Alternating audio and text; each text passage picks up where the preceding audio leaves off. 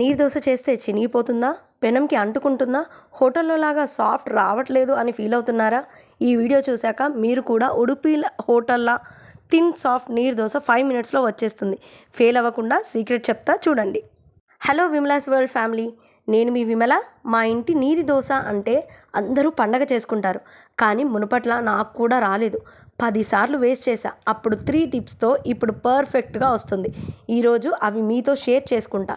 Video నచ్చితే ఒక like కొట్టండి, ఛానల్ సబ్స్క్రైబ్ చేసుకోండి. ఇది చేయాలంటే ఇంగ్రీడియంట్స్ కూడా చాలా తక్కువగా పడతాయి. మనకి కావాల్సింది చాలా తక్కువ: బియ్యం పిండి, సాల్ట్, కారము, జీలకర్ర, పసుపు, అల్లం వెల్లుల్లి పేస్ట్, ఆనియన్స్. నార్మల్ దోశలాగా నైట్ అంతా ఫర్మెంట్ అవ్వాలి, పొద్దున్నే రుబ్బాలి, తర్వాత ఫర్మెంట్ అయిన తర్వాత దోశ వేసుకోవాలి, ఇలాంటివన్నీ ఏమీ లేవు.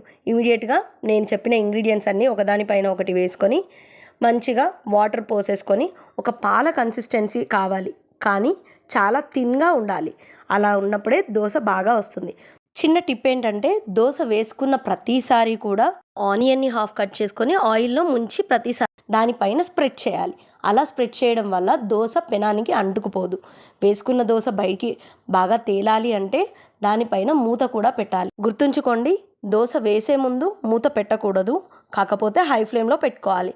దోశ వేసిన తర్వాత కంపల్సరిగా మూత పెట్టాల్సిందే. అన్నీ కలిపేసుకున్న దోశని పెనం పైన వేసి మూత పెట్టి 2 సైడ్స్ కాల్చుకోవాలి. కొందరు ఒకటే సైడ్స్ కాల్చుకుంటారు. మనకి ఈ పిండి దోశ కాబట్టి మెత్తగా ఉంటుంది, కొంచెం కాలనట్టు అనిపిస్తుంది. సో అది బాగా తేలిన తర్వాత రెండో వైపు కూడా బాగా కాల్చుకోవాలి. మధ్యలో క్రిస్పీగా, చుట్టూ మెత్తగా, సాఫ్ట్గా చాలా బాగా వస్తుంది. ఈ దోశకు కాంబినేషన్గా కోకోనట్ చట్నీ కానీ, చికెన్ కర్రీ, మటన్ కర్రీ, ఇలాంటి ఎన్నో కాంబోస్తో ఈ దోశని తినొచ్చు. నేను ఇవాళ ఈ వీడియోలో పల్లీ చట్నీ చేశాను. పల్లీ చట్నీతో కూడా సూపర్ టేస్టీగా ఉంటుంది. మనం వీడియోలో చూస్తున్నాం కదా ఎంత సాఫ్ట్గా కనిపిస్తుందో, తీసేటప్పుడు కూడా అంతే సాఫ్ట్గా వస్తుంది. మనం దాన్ని ఎంత కాలనిస్తామో పెనానికి అంత అంటుకోకుండా పైకి వస్తుంది. ఒక్క ముక్క తినడానికి నోరు ఊరిపోతుంది కదూ.